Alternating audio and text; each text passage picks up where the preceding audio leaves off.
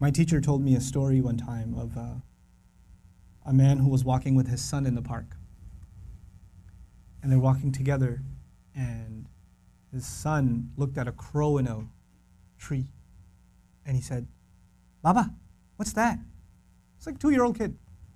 Baba said, "It's a crow." And he said, "Baba, what's that?" And he said, "It's a crow." "Oh, okay." "Baba, what's that?" "It's a crow."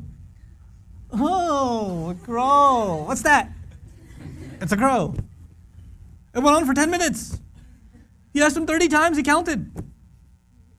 Dad kept a score, and he put it in his little journal. "My son, today we were walking in the park, asked me about a crow 30 times. It was the cutest thing in the world." 30 years go by. The son is not 2, the son is 32. Father calls him, "Son, can I come over?" "Dad, it's not a good time right now." "Son, just bear with me. I just need like 10, 15 minutes. That's all I need. Just go for a drive. I need to talk to you about something." Whatever. You know what? Okay, fine." So he comes over, gets in the car. They go over, drive over to a park. "What's this about, Dad? Can you tell me quickly? I got things to do." "Just take a walk with me, son. It's okay." I'll take a walk. You'll see a crow in a tree. The dad says, "Son, what's that?" "Seriously, Father? It's a crow." "Oh, son, what's that?" "Is this a game? I have things to do, okay? It's a crow. You can't see? I just got you new glasses last month. Why is this happening to me? Dad, why are you so difficult? I don't understand what the problem is. Just tell me what you really want. I'm busy, okay?" The dad pulls out his journal. This is something that happened 30 years ago. We were walking down this park. You saw a crow. And you asked me 30 times. And I gave you a smile every time. You couldn't handle twice. What are we giving our parents? I'm not even bringing Allah into the picture. The fact that Allah mentioned Himself and then mentioned His parents is, you think about that. But what have they done for us and what have we done for them? What have we done for them? How many parents leave, like their children are in ICUs and they stand there and hovering over this little glass box with a baby inside, 24 hours a day, 7 days a week, standing in a hospital, not even sitting down, standing in a hospital. Like feeding off of like vending machines. And that same kid grows up and doesn't have the time to call. That same kid. You know? How many mothers almost died giving birth? Almost died giving birth. And now it's so difficult to respond to her call. Or to just give her just a couple of minutes a day. Just let her feel a little important. You know how unfair that is, that you were the most important thing to them and they are so insignificant to you? How unfair that is? You know? They carry that pain with them every day, that I am nothing to my children. I mean nothing to them, I'm worthless to them. You know, they have no time for me. When something is worth something to you, it gets your time. Most of you at this age, you want to just get away from your parents. You just want to be with your friends. You want to be on your own. You just don't want to be with your parents. You know? You develop this crooked habit now, and it will only get worse over time.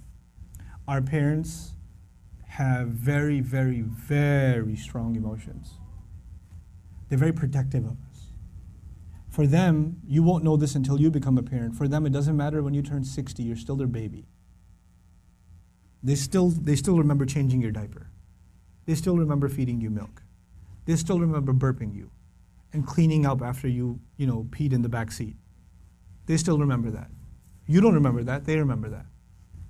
My son won't remember that. I was like, I gotta go. Then all of a sudden he stops complaining. I'm like, oh, time to roll down the windows.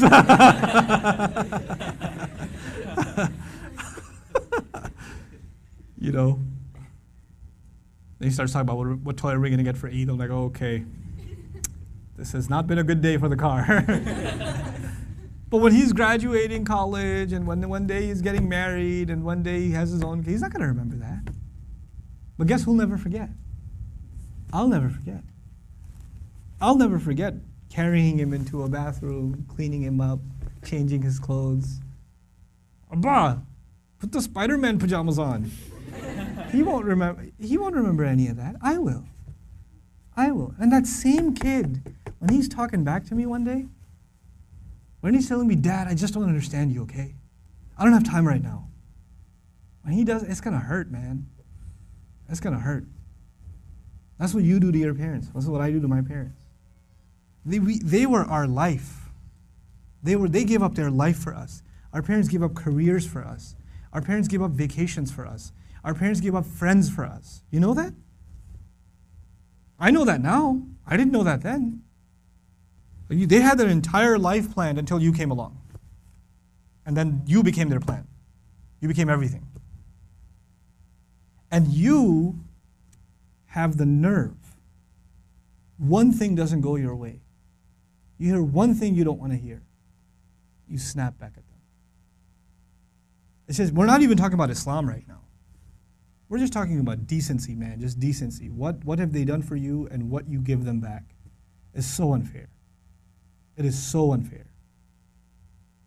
My dad's so annoying, my mom's so this, they're always mad, they're never happy, they're this, they're that. What are you? What about you? I'm telling you, I can't say this enough times, if you don't earn your parents' du'as, nothing good will come of your life. Nothing good will come of your life if they're not happy with you. If you haven't done everything you can to make them happy.